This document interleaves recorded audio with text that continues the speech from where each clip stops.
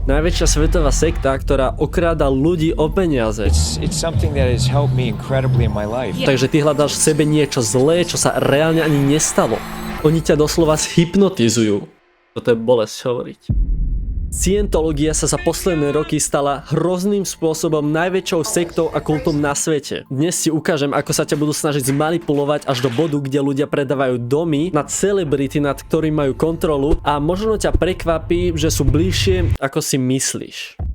Za týmto obrovským manipulujúcim a okrádajúcim systémom, ktorý sa vydáva za náboženstvo, stojí Lafayette Ronald Hubbard. A nie, on nebol žiadny vedec a už vôbec nie žiadny psychológ, ale spisovateľ z sci-fi. Čo úplne sedí, lebo celá scientológia je ako jeden veľký sci-fi príbeh. Čo už ale scientológovia o ňom nechcú počuť, tak mal chaotický život, manipuloval ľudí okolo seba a zobral si manželku svojho kamaráta pred tým, ako sa rozišiel s prvou. Dokonca mal aj 7 detí, ale vzťah s nimi mal doslovne tragický, došlo aj k sebaznežitiu, k čomu sa ešte dostaneme. Inak podotýkam, stále tu hovoríme o zakladateľovi scientológie. A strašne málo ľudí hovorí o tom, že čo bol reálne za človeka, a scientológovia tomu nechcú veriť. Buď hovoria, že to je hoax, alebo to zľahčujú. Na jednom zo stretnutí sci-fi spisovateľov, kam Hubbard chodil, tak povedal, že ak si chce človek zarobiť milióny dolárov, tak najlepší spôsob si je založiť vlastné náboženstvo. Na to v roku 1950 vydal knihu s názvom Dianetika. Táto kniha sa stala základom celej scientológie a prekvapivo bola úplným hitom. Čoraz viac ľudí si ju začalo kupovať, začalo sa o nej hovoriť v médiách a vznikali tzv. Stretávky, alebo lepšie povedané komunity ľudí, ktorí sa stretávali, robili prednášky a radili si, ako sa riadiť podľa tej knihy. Celá myšlienka tej knihy bola postavená na tom, že všetky problémy v živote spôsobujú skryté traumy z minulosti. A táto kniha ti mala dať návod, ako sa týchto záznamov, oni to volajú engram, zbaviť a dať sa do stavu clear, čistého. Hubbard v tej knihe tvrdil, že ak sa týchto traum, engramov zbavíš, tak budeš šťastnejším, staneš sa inteligentnejším a budeš mentálne slobodným. Hubbard zistil, aká je tá kniha populárna, ako sa predáva, ale tie peniaze z tej knihy mu proste nestačili. On potreboval viac. Začali vznikať tzv. Dianetics Foundations, čo boli úplne tie prvé oficiálne scientologické centrá, ktoré začali používať tie nechutné taktiky za vidinou peňazí. Tam sa učili Hubbardové metódy, predávali kurzy a trénovali nových scientologov. Čo mi úplne pripadá ako dnešný online gurus, čo sú ľudia na sociálnych sieťach, ktorí sa robia, že mu peniaze, že majú skúsenosti, ktoré ti môžu predať, aby si dostal to, čo ti chýba, čo sú väčšinou peniaze. Ty keď si to kúpiš, tak si len viac zmanipulovaný na to, aby si kúpil ďalší kurz. Presne tak funguje aj scientológia. Robia sa, že sa ti pomôžu cítiť lepšie, ale namiesto toho ťa oberú o peniaze. Prvé tieto centra mali problém a nie jeden. Boli v dlhoch, neboli dobre zorganizované, všetko bolo narýchlo a len preto, aby si čo najviac zarobili. A keďže vtedy ešte neboli zaregistrovaní ako náboženstvo, ale nejaké neziskové vzdelávanie alebo vedecké organizácie, čo vôbec nechápem, ako im mohlo prejsť. A toto si uvedomila aj vláda, a nie tak vláda ako vedci a psychológovia, ktorí sa reálne vyznajú do toho, ako svet okolo nás funguje, a označili scientológiu za pseudovedu, čo je názov pre falošnú alebo nesprávnu vedu. Bolo to hrozne zorganizované a niektoré centra skolabovali. Hubbard vedel, že s tým musí niečo urobiť, a to rýchlo, lebo ľuďom začalo dochádzať, že to reálne vôbec nepomáha a je to len maximálne placebo efekt. To znamená, že mozog je silne presvedčený, že to funguje, aj keď to reálne nefunguje. Hubbard teda pridal spiritualitu. Začal hovoriť o tom, že naše telo je len schránka a že naša duša, alebo ako to oni volajú tetan, tak prežil viacero životov a ďalšie sci-fi rozprávky, o ktorých si budeme v priebehu videa hovoriť. V tomto bode to už prestáva byť kniha, ale kult. Hubbard pochopil, že to nemôže predávať ako vedu, lebo veda je podložená dlhodobými výskumami, pričom scientológia je len sci-fi príbeh. Preto scientológiu založil a zaregistroval ako náboženstvo. Tým pádom by si mohol vymyslieť aj ďalšie veci, čo aj urobil, k čomu sa ešte dostaneme, a nikto na ňo nemohol nič povedať. Tu sme ale v prítomnosti, kedy scientológia je jednou z najväčších, ak nie to najväčšou a najbohatšou organizáciou na svete. Celá scientológia má približne 100 až 500 tisíc členov, aj keď pravdepodobne veľa z nich bude aktívnych alebo bývalých, pričom scientológovia hovoria, že tých členov je od 8 až do 15 miliónov. Ešte sme sa ani nedostali k jadru, ako také prihlásenie do tej sekty, do toho kultu funguje, ako z ľudí berú peniaze. A už sme pri manipulácii. A teraz nechcem povedať, že tie čísla, ktoré hovoria scientológovia, tak sú nesprávne, ale veľmi pohýbané a zavádzajúce, lebo oni rátajú aj každého, kto si kedykoľvek kúpil ich knihu, každého, kto si kúpil ich test osobnosti, alebo neodrátali bývalých a neaktívnych scientológov. Chcú sa len na verejnosť lesknúť a ukázať, že aha, ono to reálne funguje, my máme toľko to veľa členov, to len vy ste takí, že sa nechcete pridať, vy len tomu nerozumiete a potom to pre ľudí pôsobí dôveryhodnejšie a úspešnejšie. No ale úspešne tak sa im podarilo manipulovať 100 000 ľudí. Čo ale presne dnes scientológovia veria a čo za rozprávky si ešte vymysleli? Scientológia má viacej vrstiev viery, pričom každý nový člen spozná len ten základ. Funguje to teda ako taká videohra, kde si časom odomkýňaš nové levely, získavaš lepšie nástroje, čím sa stávaš lepším hráčom a v scientológii to majú presne tak isto rovnako a volajú to The Bridge to Total Freedom. Oni veria v to, že nie je žiadne telo, žiadny mozog, ale že si spirituálna bytosť, ktorú volajú Tetán. Ty nie si tvoja myseľ, ty nie si tvoje telo, ty nie si ani tvoja osobnosť, ty si spirituálna bytosť. Duchovná entita, mimochodom, hej, duchovná entita, aby som nehovoril niečo, aby som nehovoril duchovná entita. Toto vyzerá ako príbeh, do ktorého sa chceš dostať, keď sa ti v živote nejak nedarí, alebo máš nejaké v živote problémy a myslíš si, že to, že tomu budeš veriť, tak ťa to nejak oslobodí alebo vylieči. Toto sa volá eskapizmus a na rozdiel od scientológie, tak toto je reálny psychologický jav, kedy človek má mentálny útek z nudnej alebo nepríjemnej reality do sveta fantázie alebo fiktívnych príbehov. V tomto prípade chce človek uvrieť tomu, že je Tetán a že žiadne choroby a žiadne platenie daní tak vôbec nezáleží, keďže je nesmrteľná bytosť. Oni Tetán popisujú, že existovala dávno pred tvojim narodením, prežila milióny rokov, žila veľa životov a že ľudia boli kedysi veľmi mocné spirituálne bytosti, ktoré ale zabudli kto sú, boli poškodení a stratili svoje schopnosti. A aby si sa dozvedel alebo dozvedela, ako to reálne bolo, tak sa cez tie levele k tomu musíš dostať. A nie len to, ale počas tých miliónov rokov tak Tetán zažíval traumy, bol manipulovaný. Počkať, normálny friendly fire, to si docela podkopávajú nohy. Dobre, poďme ďalej. A ten Tetán tak si ukladal negatívne zážitky, ktoré scientológovia volajú engarmy. Oni vlastne tvrdia, že kvôli týmto engarmom tak sa v živote cítiš zle, máš traumy, zle sa ti dýcha, napríklad, áno, mne sa zle dýcha, áno, kvôli engarmom a preto vlastne trpíš a bojíš sa. Toto je brutálne hnusné a odporné. Mieria na ľudí, ktorí sa v živote cítia zle, ktorí neznášajú svoj život, sú po rozchode a nebodaj si chcú niečo urobiť. A scientológovia hovoria, že to sú len engarmy, my sa ti ich pomôžeme zbaviť a dostať sa do stavu clear, čistý. Tuto sa už dostávame k tomu, aké manipulácie používajú a je to fakt hnusné.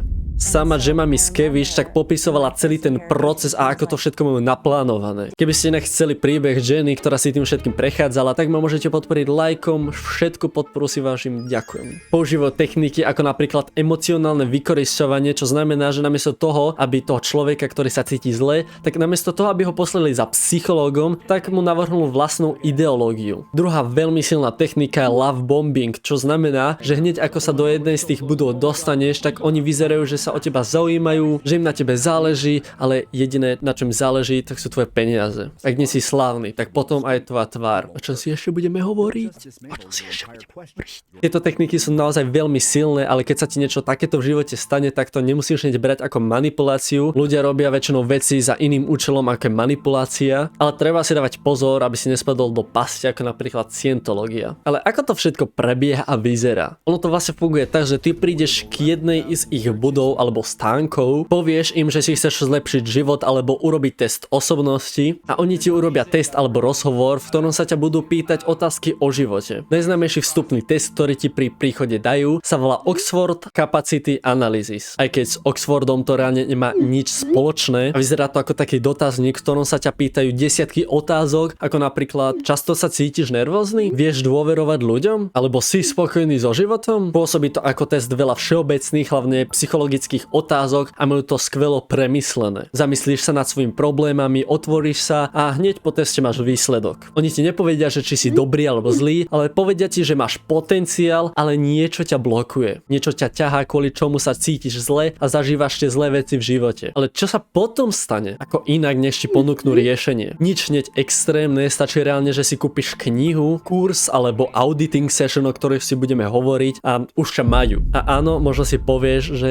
ja by som na to neskočil alebo neskočila, ale v strese, keď sa pozrieš na svoje problémy, niekto ťa vypočuje, povie ti, čo robíš zle a ponúkne ti riešenie, tak to vyzerá úplne inak. A ono to teraz navonok pôsobí, že tí scientológovia teda do niečoho tlačia, ale pravda je, a aj minulí bývalí scientológovia hovorili, že sú na ľudí skôr milí, že im na ľudí záleží a dávajú ti podporu a motiváciu. Proste špičkoví herci. V prvých leveloch to vôbec nevyzerá ako kult. Scientológovia pôsobia, že ti chcú pomôcť a ty sa zúčastňuješ prvých auditingov. Oni auditing popisujú ako nejakú formu terapie a cieľom toho auditingu tak je zbaviť sa čo najviac tých engarmov a priblížiť ťa k stavu clear, čistý. Robia to spôsobom, že ťa napoja na prístroj, ktorému hovoria emeter, skratke elektropsychometer. Podľa psychológov a vedcov to nie je nič nové, niečo ako detektor lži, ale scientológovia to aj tak popierajú. Zase sa ťa začnú pýtať psychologické otázky. Boli ste niekedy šťastní a nedomýšľali ste si to? Toto je už heavy a snažia sa ťa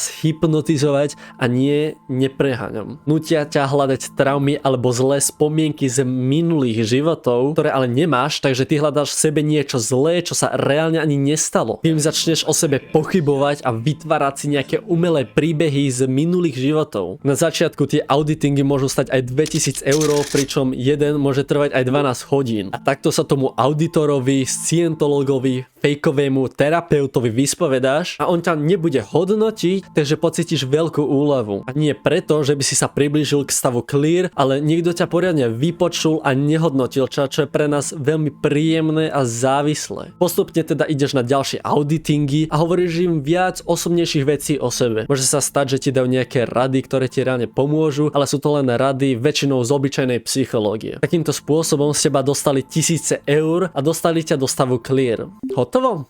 Čo potom? Čo ďalej? A áno, určite to vieš a hotovo ani zďaleka nie. Oni sa ťa tam snažia udržať čo najviac, aby si utratil čo najviac. Veľa ľudí zo zúfalosti kvôli tým auditingom predá aj dom a ak máš peniaze alebo dom, nekončíš. Po stave clear prichádzajú OT levely alebo Operating Tetan. Tuto sa to už mení zo psychológie na duchovnú vojnu a kult a aj keď ti na začiatku hovorili, že potrebný je dosiahnuť ten stav clear, tak toto si uvedomíš, že to pravda ani zďaleka nie je. Oni vlastne tvrdia, že Operating Tetan dokáže konať a ovládať svet nezávisle od tela. Dokopy je v tomto leveli 8 úrovní. Prvé dve sú len taká príprava, taký prechod, aby to nepôsobilo komicky, aby ťa do tej spirituality dotiahli postupne. V tretej úrovni to začína byť až divne zaujímavé. Tam sa totiž dozvieš o Xenovi. Podľa Hubberta pred 75 miliónmi rokov galaktický vládca Xenu priviezol miliardy bytosti na Zem, ktorá sa vtedy volala Tigig alebo TG, neviem ani ako to mám vysloviť, ja viem, hrozný názov. Potom tie bytosti nahádzal do sopiek a odpálil vodíkovými bombami. A potom telesní tetani tých bytostí sa na nás nalepili. Nerobím si srandu, tak toto tam reálne popísal a nedivím sa, že bol reálne dobrý sci-fi spisovateľ. Naši sci-fi spisovatelia by si kult nemohli urobiť. 4. až 7. úroveň by som nazval ako nekonečný exorcizmus. Je to asi najlepší popis, aký môže byť. A ja vlastne ani neviem, ako to mám vysvetliť. Sedíš hodiny na kresle a pomocou toho emetera, tak sa snažíš tých zlých telesných tetanov dať zo seba preč. Si v mojom lakti, pozri sa mi do očí. Toto je bolesť hovoriť. Najhoršie na tom, že to sú stále tie auditingy, ktoré reálne len menia štýl, akým ich robíte a cenu, aby ste ich platili stále viac a viac. Na auditingov sa postupne stále len zvyšuje. Posledná je 8. úroveň. Túto úroveň musíte splniť na lodi Free Winds, o ktorej si ešte povieme, a táto úroveň je v skratke len slučka, ktorá fungovala doteraz. Oni sa vás pýtajú otázky napríklad, či sa cítite ako boh a to je proste hovadina, to sa nedá, to akože jak sa cítiš? A vy keď im poviete nie, tak oni povedia, že to je tým, že ste nestriasli zo seba všetkých tých zlých tetanov a vlastne to ide iba stále dookola. A ako som spomínal, tak tá najväčšia alebo najväčšie úrovne, kde je tá elita, tak sa volá Sea Org, čo je vlastne všetko na tej lodi Free Winds. Dôvodom, prečo tá elita je práve na lodi, tak sú hlavné dve veci. Prvá je, že aby vás rodina od scientológie neodradila, aby vás nepresvedčila, že tá celá scientológia je úplná manipulácia, tak vám zakážu sa stretávať s celou rodinou. A kde je lepšie odtrhnúť sa od rodiny ako napríklad vo veľkých budovách alebo na lodi. A tá druhá najväčšia hlavná vec, prečo sú práve na lodi, tak sú vládne problémy. Vláda si dosť uvedomuje, že to manipuluje a ničí ľudí a preto tí najväčší scientológovia sa vypravili na loď, kde podpisujú oddanosť na miliardy rokov. Tam to už reálne vyzerá ako v naozajstnom kulte, obleky, hodnosti a tak ďalej. A ak si myslíš, že sa ťa to netýka, že sa to tam deje až ďaleko za oceánom, tak si na veľkom omyle. Scientológia sa na Slovensku nachádza v Košiciach, Leviciach, Bratislave, ale aj v Prešove. Áno, je to oveľa viac, ako som si myslel. Ja som ani nevedel, že či tu vôbec sú medzi nami a možno pozerajú toto videjko.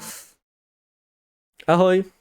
Ahoj scientológovia. Ale tie budovy vôbec nie sú veľké, výrazné a na Slovensku scientológia nemá žiadny vplyv. Keďže Slovensko, my sme jedna z najviac kresťanských krajín a toto veľmi potlačame. Ale hneď u bratov a sestier to je úplne iná liga. V Česku sa nachádza v Brne, v Prahe a v Spešnej. Síce tam nie sú registrovaní ako náboženstvo, ale ani zďaleka tam nie sú potlačení tak ako na Slovensku. Najviac ich aj tak je v Amerike, ako inak. A to aj veľa hercov, ako napríklad Remini, Masterson a hlavným najznámejším scientologom, hlavnou osobnosťou je tohto Tom Cruise. Tom Cruise sa stal symbolom celej scientológie a bez neho by tá scientológia ani zďaleka nebola tam, kde je teraz. On sa do scientológie dostal cez jeho vtedajšiu manželku Mimi Rogers, ktorá bola vtedy v scientológii. Cruise mal v tej dobe problémy s dyslexiou, ťažko sa mu písalo a Mimi Rogers mu povedala, že scientológia mu pomôže. On sa tam teda dostal a prešiel si tými levelmi, o ktorých sme si hovorili. Je jasné, že sa k nemu správali o niečo inak, predsa len je to celebrita a pre nich to znamenalo status, presadili sa medzi ľuďmi a na začiatku aj v tom dobrom svetle. Objavoval sa na eventoch, v internetových videách a nebol už len členom, ale ambasádorom scientológie. Dokonca uniklo na internet aj také jedno špecifické video, v ktorom Tom Cruise hovorí, ako scientológia zachraňuje svet, pomáha svetu, ako scientológovia vidia práve tú pravdu a zachraňujú ľudí a majú zodpovednosť zachraňovať ľudí. To je fakt tak. Tom, prosím ťa, od čoho? Od tých zlých telesných tetanov? Ale dobre, ak dostanem zlú známku, tak za to môže iná hlavička. Predstavte si, že by sme to reálne rešpektovali. Aký by bol chaos, a nielen chaos, ale ako by to vtipne vyzeralo. Scientológovia si dobre uvedomovali a uvedomujú, aký je Tom Cruise pre nich dôležitý a preto si ho chránili a chránia. Lebo on ako celebrita tak prikrýva tie ich škandály, ako napríklad to, že Hubbardov syn, čo som spomínal na začiatku, sa znežil. A to kvôli tomu, že bol gay a vytváralo sa na neho veľmi veľký nátlak. Gay či negay, tak toto je už za hranicou. Tom ako celebrita je veľmi viditeľný a ľudia veľmi rýchlo zabúdajú. Dokonca bol údajne aj blízkym Davida Miscavige, čo je súčasný líder celej svetovej scientológie. V poslednej dobe si ľudia začali uvedomovať, čo je scientológia reálne zač. Po internete začali vznikať videjka, kde sa rejdujú do budov scientológie v rôznych oblekoch. Začali mapovať celé to vnútro scientologických budov a snažili sa nájsť niečo bizarné, čo sa im zatiaľ ale nepodarilo. Slávnou sa na internete stala aj Shannon, scientologička, ktorá postáva pred jednou z tých budov a láka ľudí, aby sa prihlásili. Ale čo ma z internetu najviac potešilo, tak bolo video, kde mimoňovia a ten padouch, či ako sa volá, tak postávajú pred tou hlavnou najväčšou budovou scientológie a robia tam hovadiny. To som dával inak aj na Instagram. Toto ja podporujem. Žiadna Shopaholic Adele, žiadny Adrian Figo, žiadne reality showky, ale skupina prezlečených ľudí v kostýmoch mimoňov, ktorí si zo scientológie robia srandu. A bratia a sestry Češi nás taktiež poťahali ako stred Európy a vtrhli sa do budovy scientológie v Prahe, kde sa následne aj objavili ozbrojené zložky. A z jednej strany chápem, že nemôžeš len tak vtrhnúť do budovy a všetko si tam natáčať, ale z druhej strany aj scientológovia majú TikTok, na ktorý postujú tie sladké vecičky, aby zmanipulovali ľudí, no proste odpad. Tieto rejdy zašli až tak ďaleko, že si odmontávajú kľúčky z dverí, aby sa tam Ježiš nedostal, čo im nepomôže. A políciu neraz volali, ako sme videli aj v Česku. Môžeš do komentárov napísať, že či by si na toto naletel, taktiež ma môžeš podporiť hociakým spôsobom, like, odber, follow, všetko si vážim, všetko si čítam, odpovedám a vidíme sa pri ďalšom videjku.